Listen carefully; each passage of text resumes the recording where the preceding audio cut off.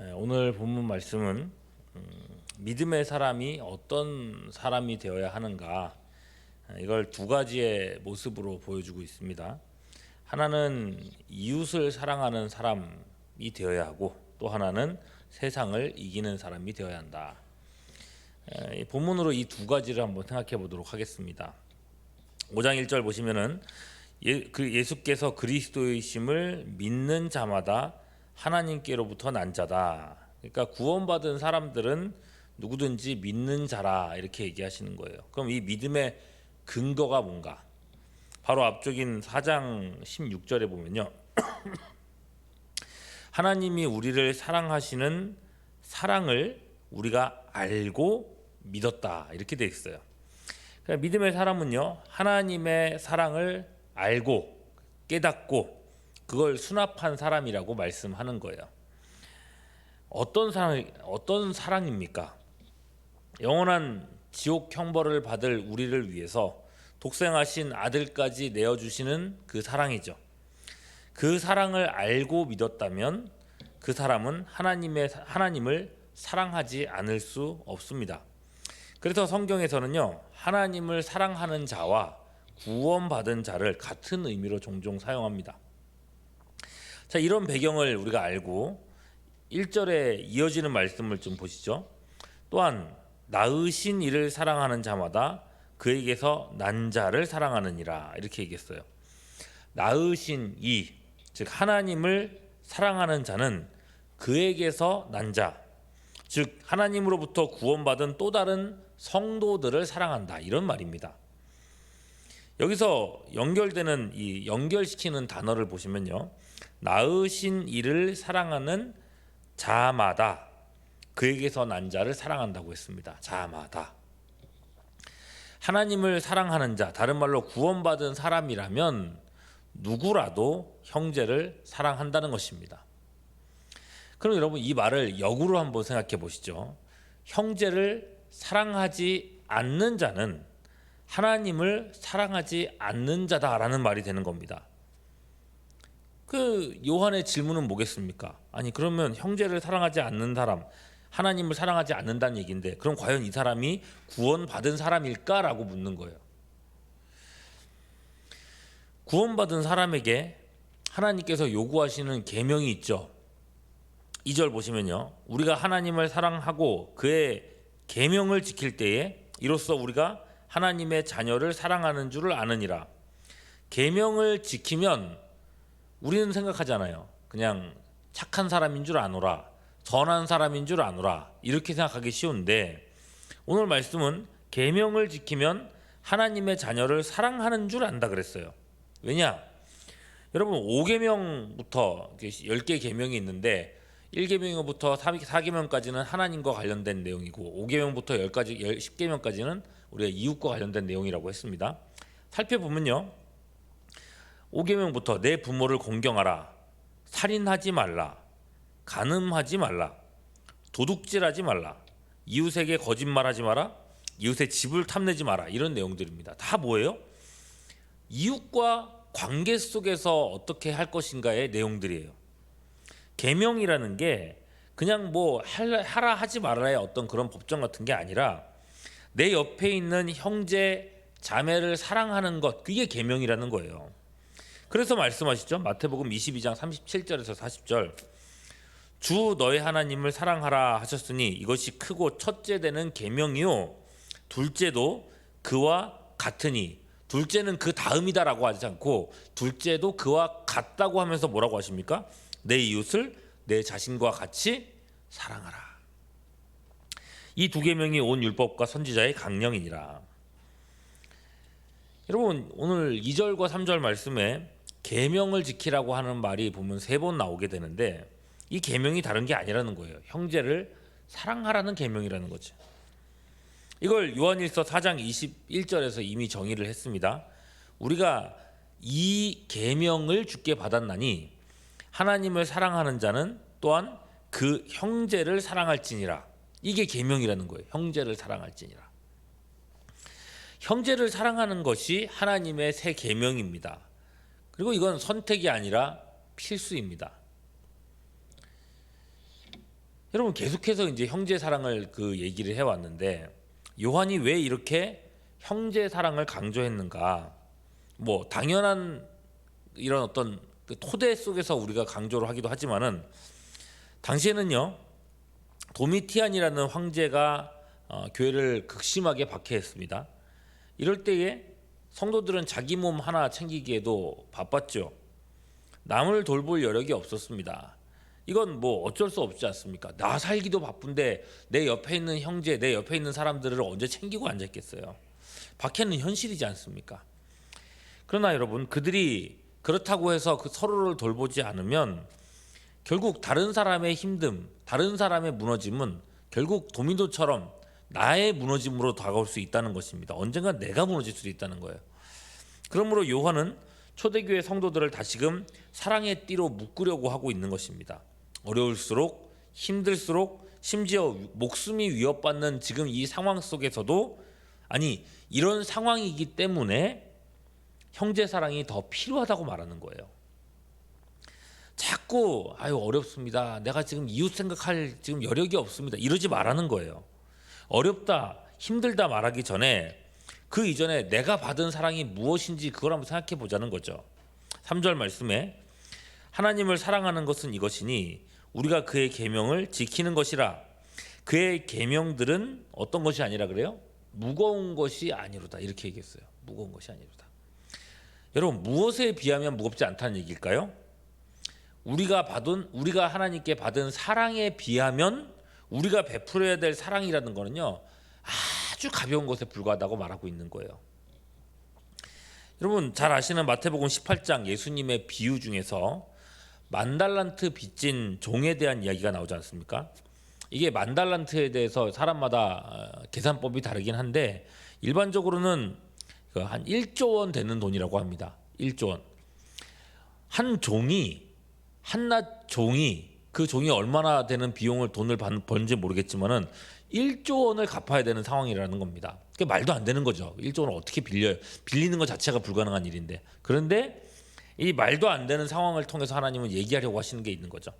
그 빚을 주인이 불쌍히 여겨서 탕감해 줬다는 거예요.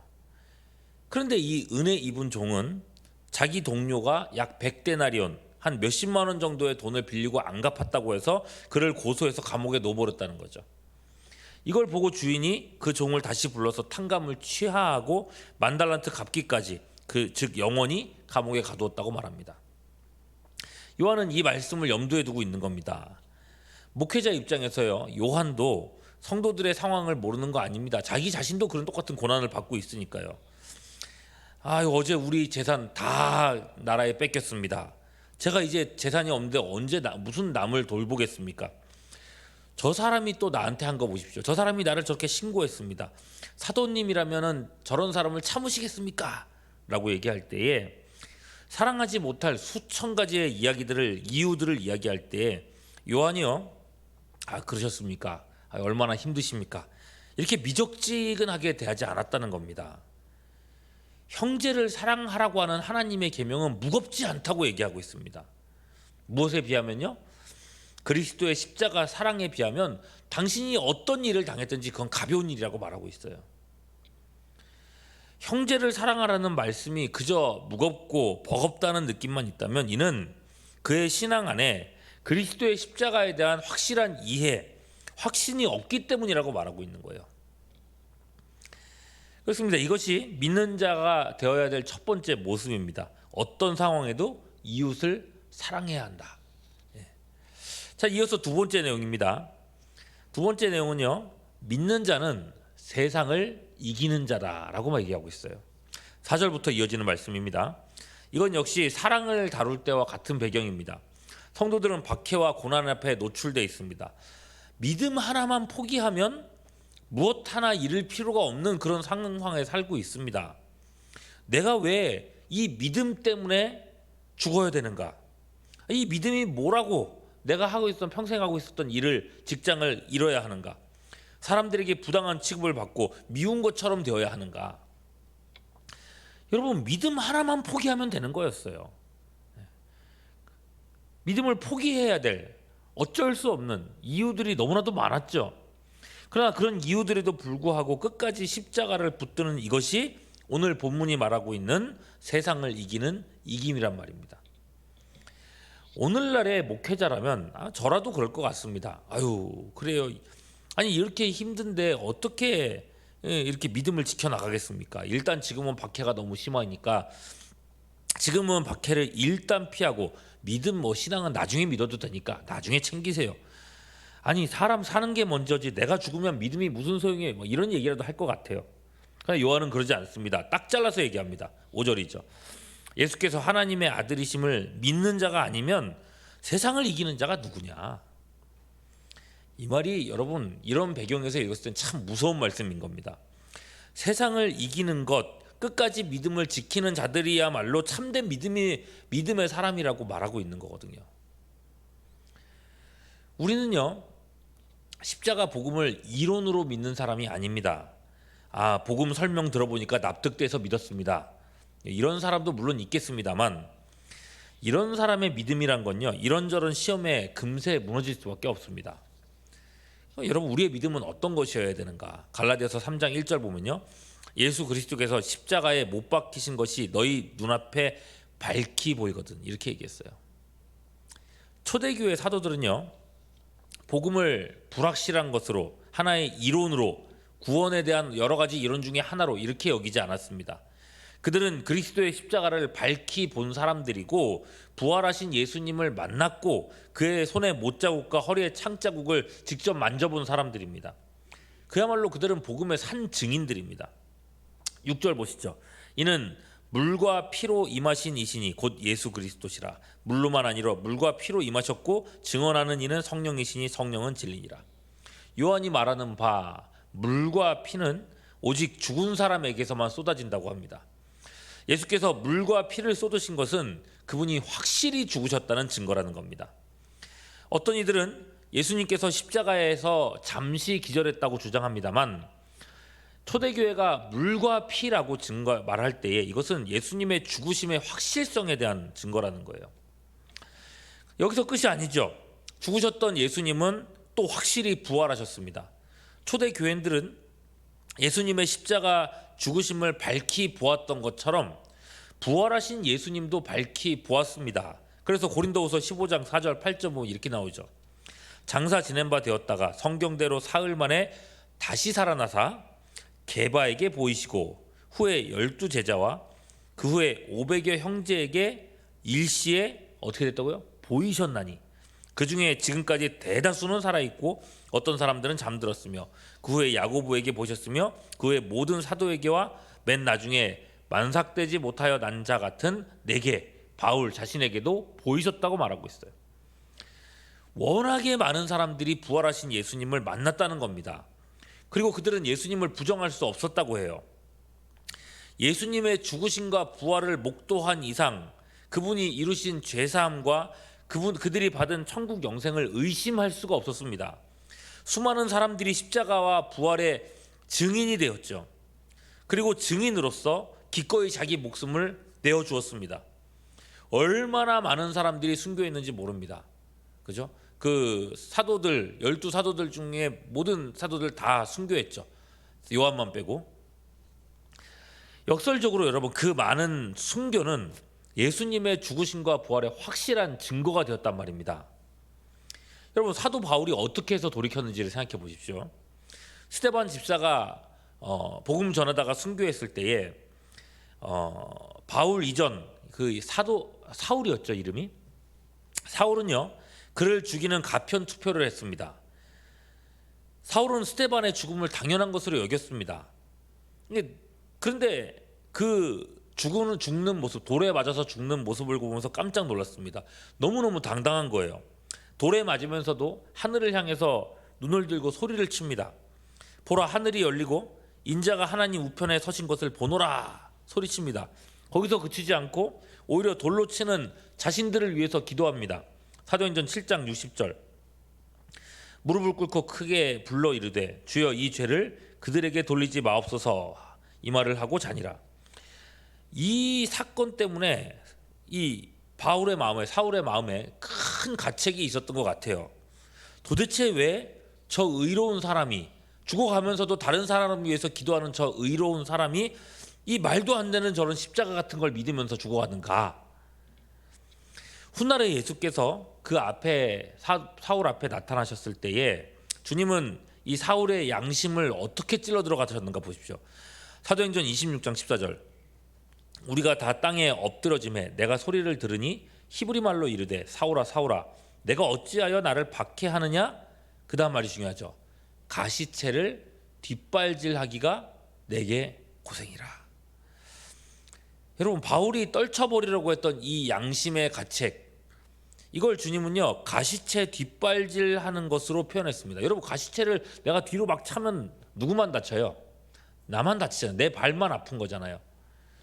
부정하려고 하면 할수록 나만 힘들어진다는 거예요.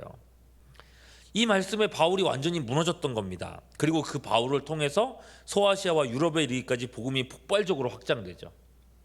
이렇듯 초대교회 때 부활하신 예수님을 보고 믿는 자들을 통해서 이후에 보지 못하고 믿는 수많은 사람들이 일어난 거고, 보지 못하고 믿는 사람들 역시도 마치 본 듯이 십자가를 밝히 본 듯이 그분을 영접하고 그 예수님을 위해서 그들도 목숨을 내어주었습니다. 그렇게 2000년 이상의 시간 동안에 복음이 우리에게까지 전달되어 온 것입니다. 본문은요 이런 역사를 어떻게 사람의 역사가 될 수 있겠냐고 얘기하는 거예요. 이것은 성령의 역사라고 말합니다. 6절 후반절 보십시오. 증언하는 이는 누구라고요? 성령이시니 성령은 진리니라. 이걸 또다시 9절에서 확장해서 얘기합니다. 만일 우리가 사람들의 증언을 받을진대 하나님의 증거는 더욱 크도다. 하나님의 증거는 이것이니 그의 아들에 대하여 증언하신 것이니라. 그렇다면 성령께서 아들에 대하여 증언하신 이 증거는 무엇인가? 11절이죠. 또 증거는 이것이니 하나님이 우리에게 영생을 주신 것과 이 생명이 그의 아들 안에 있는 그것이니라. 여러분, 예수님의 죽으심과 부활이 확실한 만큼 그분이 우리에게 주신 영생도 확실하다고 얘기하고 있습니다. 이 확실한 구원의 믿음, 그 믿음을 가진 우리야말로 세상을 이기는 자들이 될 수 있다고 말하고 있어요.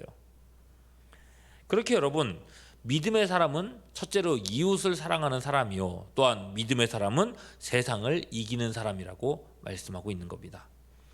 여러분, 세상은 점점 살기 힘들어지고 있는 그런 모습이지만은 그렇게 하나님은 오늘날 더욱더 믿음의 사람들, 참된 믿음의 사람들을 찾고 계십니다.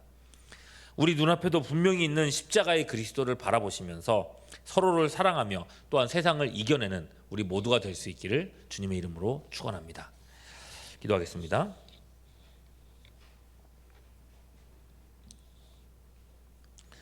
주님의 십자가가 우리 안에 더욱 선명하게 하시옵소서. 주님의 죽으심과 부활이 오늘 나의 경험이 되게 하사 흔들림 없는 구원의 그 길로만 걸어가게 하시옵소서. 또한 교회의 형제 자매를 사랑할 마음 주시기를 원합니다. 믿음의 선한 교제가 넓어지고 깊어지게 하여 주시옵소서. 서로를 돕고 세워주면서 몸된 교회가 부흥해 갈 수 있도록 주님 역사하여 주시옵소서. 오늘도 주님을 더욱 의지하옵고 우리 구주 예수 그리스도의 이름으로 기도하옵나이다. 아멘.